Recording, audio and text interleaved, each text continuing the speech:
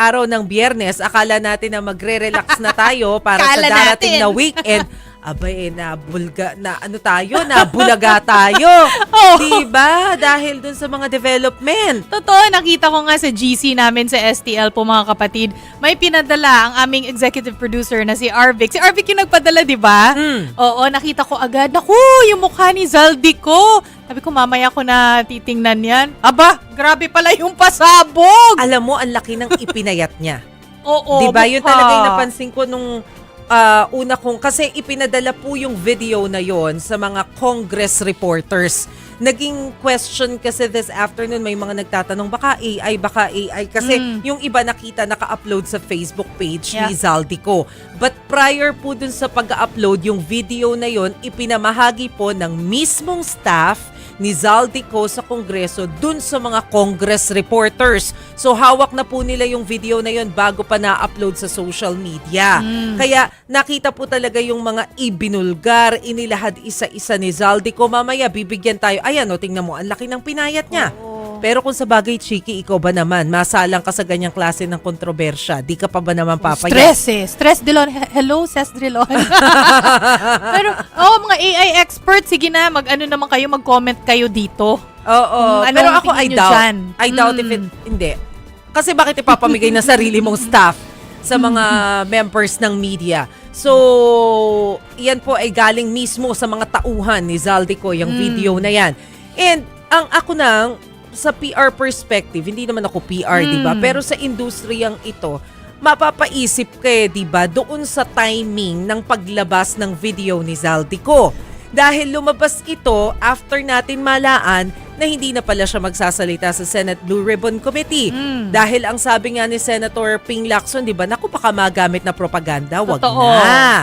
Di ba? Tapos, bukod dyan, na-timing pa ngayong araw ng Biyernes na launching ng ASEAN Summit na it's supposed to be a big day for Malacanang because ang Pilipinas ang magiging chair for next year. Grabe. So ngayon siya ilo-launch, 'di ba? Oh, tapos, Pangatlo, weekend before pa. 'di ba? Na timing pa siya ng Biyernes, ilang araw bago yung isasagawang kilos protesta ng mga kapatid natin sa Iglesia ni Cristo. 16, 17, 18 po yan. Oo, November diba? 16 to 18. So mapapaisip ka sa timing ng paglabas talaga ng video na ito. Pero para makwento sa atin, Chiki, itong mga sinabi ni Zaldico dito sa kanyang inilabas na video, pinamigay dun sa mga reporters ng Congress, ay kausapin na natin yung mismong reporter natin ng Congress na si Marian Enriquez. Hi, Maan! Hi, Maan. Hi! Narinig niyo ba ako? Magandang hapon. Ay, magandang gabi. Malinaw. Yes, clear. Ayan. Naku, grabe parang hindi Friday, ano? Oo, ang daming ganap. Ano nangyari? At yun Oo. nga kung narinig niyo po, no, yung mga sinabi kanina ni Zaldico, for the first time, after po niyang nagbitiw sa pwesto, no, nung bandang September, ngayon na lang ulit siya lumabas sa gitna nga nito nga mga akusasyon laban sa kanya dito sa flood control scandal at yun nga issue ng budget insertions dito nga sa Kamara at doon sa Bicameral Conference Committee. Kanina matindi yung mga pasabog ni dating House Appropriations Chairman Zaldico doon sa sinabi niya na mismong si Pangulong Bongbong Marcos daw ang nag-utos na magsingit o mag-insert po ng 100 billion pesos para nga sa 2025 national budget. At nakuha nga raw niya ang impormasyon na yan, yung utos na yan, ni-relay mismo ni Budget Secretary Amina Pangandaman, ayon nga yan kay Zaldico. At nag-umpisa raw lahat ng ito, yun nga ang BICAM process. Usually nagsastart kasi yung BICAM,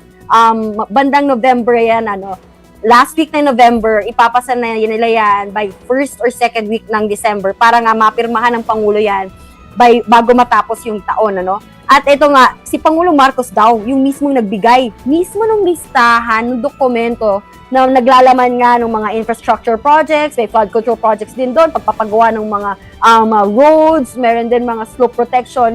Kung makikita niyo yung nandun sa listahan, almost may dalawang dokumento yon, yung isa 81 billion pesos, yung isa naman nasa around 19 billion pesos, so almost 100 billion pesos. At nang-galing daw yon mismo kay PBBM. Yun nga yung kinumpirma mismo nung sinasabing si Yusek Bersamino, Adrian Bersamino, nakuha nga. Oy, may meme na nga yung brown bag. Brown leather bag. Yung brown leather bag ni ni PBBM. Marami ba? Marami nang naglalabasan. Oo. So, yun ang mismong sinabi. At syempre, ito namang si Zaldico, ayon sa kanya, nirelay din niya mismo, no? In-inform niya raw ito si dating House Speaker Martin Romualdez tungkol nga dito sa nangyari na yun nga utos daw ni Pangulong Marcos. At ang sinabi daw ni Romualdez kay Zaldico, quote, "What the President wants, he gets." End quote. So, yun lang, bukod nga doon, nag-meeting din daw mismo sa Malacanang or doon sa Aguado Building. At yung Aguado Building ay sinasabi ng pag-aari or property daw, umano ng mga Romualdez. Doon yan sa compound ng Malacanang. Usually, nadadaanan mo siguro yan pag pumapasok kayo sa NEB. Tapos, ito nga yung sinasabi, kasama niya sa pulong Nico, si Romualdez daw, si Secretary Amina Pangandaman, si DOJ Undersecretary Jojo Cadiz, at yung iba pa nga doon sa Aguado Building. At doon nga raw, pinakita yung mga dokumento. At makikita rin natin doon sinabi nga ni Zaldico na yung 100 billion pesos parang hindi natin basta-basta magagawa yan. 50 billion pesos para sa programmed appropriations muna.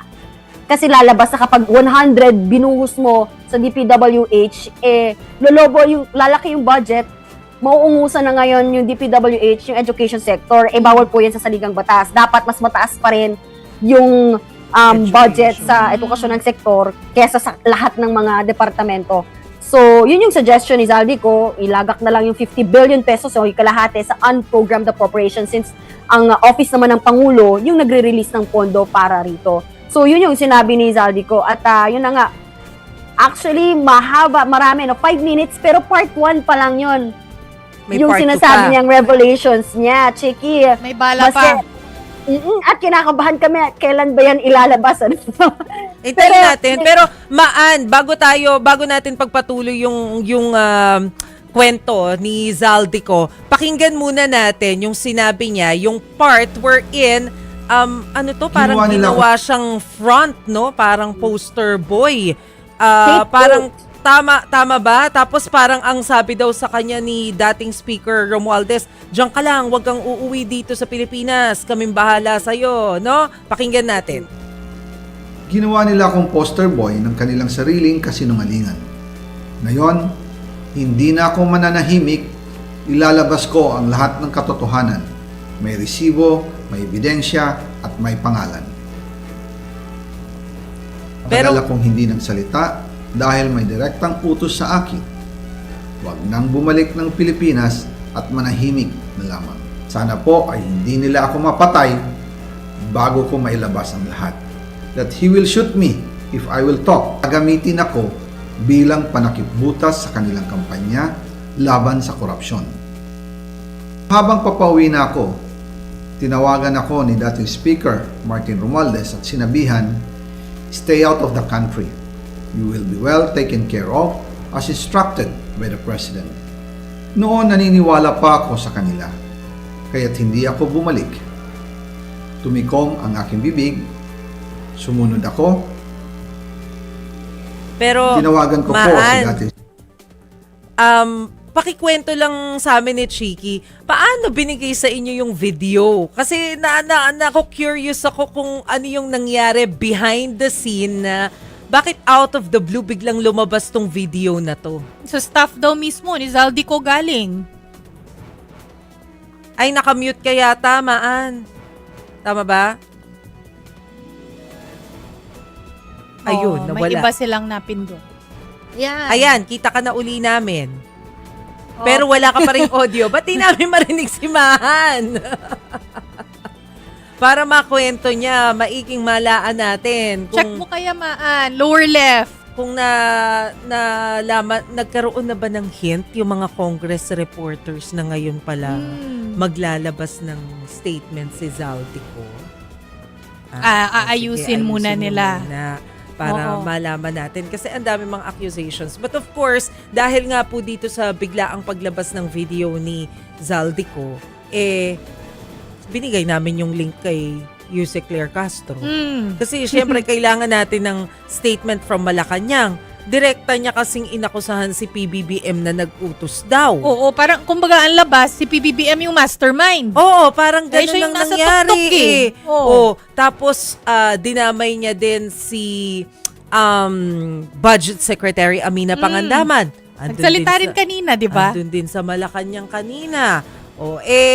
Ang sinasabi kasi ni Zaldico daw kanina, at least dun sa video, mismong si PBBM daw yung nagsabi doon kay Zaldico na i-insert yung 100 billion pesos worth ng mga projects. Kinonfirm pa daw ni Zaldico kay Undersecretary Adrian Bersamin na kamag-anak ni Executive Secretary Lucas Bersamin. Siya daw mismo yung nag-confirm Ito papakinggan natin yung sinabi ni Zaldico.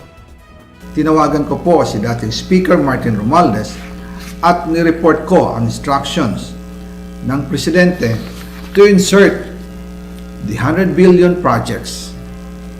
At sinabi niya sa akin, what the President wants, he gets. Nag-set po ng meeting si Sec. Mina Pangandaman at Yusek Adrian Bersamin sa amin ni dating Speaker Martin Romualdez. Nandun din po si Yusek Jojo Cadiz. Tinanong ko po si Yusek Adrian kung saan galing ang listahan, galing kay PBBM mismo at binigay niya ito mula sa brown leather bag.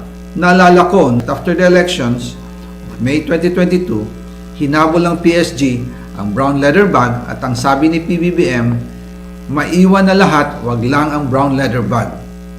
Sana ba yung brown leather bag na yan? Ang utos ng hari, hindi na babali. Oo, sabi daw. Eto na. Nandyan na ulit si Maan. Maan! Sana Ano marinig. ba? Ayan, Ayan rinig na. na. Tama ba? narinig Hindi ko kasi ako. masyadong matandaan yung exact figures. Magkano nga ba ulit yung naging issue na budget insertion for 2025? 100 lang ba? Parang more. Parang more. So, Oo. pero ang tinutukoy lang dito ni Zaldico, ayun nga, 100 billion.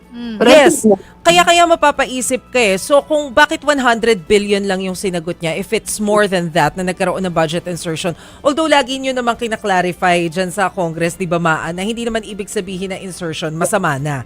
Pero, Tama. of course, Trabaho nila yan eh. trabaho nila yan Pag-amenda ng Pero pag binulsa budget. mo, yun yung masama. Oo. Di ba? Oo. sa implementation talaga daw, nagkakalokohan. Doon na nga, yung nagkakasinasabing kickback, SOP. Oh, pero balik tayo dun sa tanong namin kanina sa'yo, Maan. Kayo ba nagkaroon ng hint na magbibigay ng video ngayon si Zaldico? Paano yan inabot sa inyo? Surprise?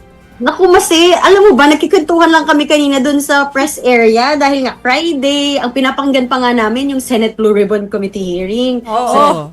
Lang kami, mukhang sabi namin, ay baka hindi tayo umere kasi nga, alam mo na, hindi naman malaki yung storya sa amin sa house. True. Biglang around 11:53, ayan, nagpadala ng video mismo sa group chat namin. Meron pa kasi kaming group chat, kahit na nga nag-resign na itong si dating Congressman Zaldico, nandun pa yung group chat with House Beat reporters at yung mga staff niya. Doon, nagulat kami, bigla na lang naglabas ng video at ang nakalagay nga doon, panoorin, narito po ang aking paliwanag sa mga issue na ibinabato sa akin, paumanhin sa aking matagal na pananahimik. Isisiwalat ko na po ang katotohanan na aking nalalaman. So kami lahat nagkagulatan. Imagine mo, hindi na kami nakapag-lunch and all. Oh. Alam niyo ba, Maan, kung bakit alam ni Senator Amy Marcos na magsalita in one way or another si Zaldico? Meron bang usap-usapan doon o information? Di namin nalaman na ang narinig namin is siya daw, yun yung VIP, tama? Yun yung unang sinabi, tapos binawi daw ni Senator Amy. So, ang iniisip din namin, and wala rin namang darating na congressman soon sa Senado, si Kong Toby lang ang alam kong nag-confirm. So, iniisip namin, nahanapin lang namin yung 17 ibang congressman na hindi na makakapunta. So, sila lang yung mahihingan sana namin ng pahayag. Tapos nagulat kami na before lunch nga, biglang naglabas ng video statement itong si Kong Zaldico. At siya mismo yun nga, no, napakapayat niya, nabanggit nyo kanina, no, napakapayat niya bigla. Ang laki nung suot niyang blazer, no, yung suit niyang brown suit. Oo. So, nagkagulatan lahat kami. After bigay sa inyo yung video, Maan, meron pa ba kayong napag-usapan dun sa GC ninyo with the reporters and the staff of Congressman Ko? Ano bang plano? Wala ba siyang planong magparamdam? balik siya dito?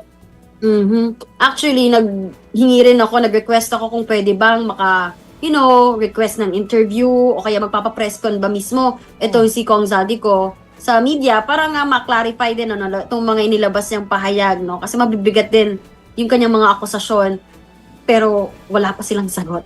So mukhang abangan daw talaga itong part 2. Mukhang aantayin Sige, yung part 2. Hintayin natin yung part 2. Baka mamaya nagre-relax na naman kayo tapos biglang, ay, eto na yung video. Lalabas yan Surprise! at the perfect time again.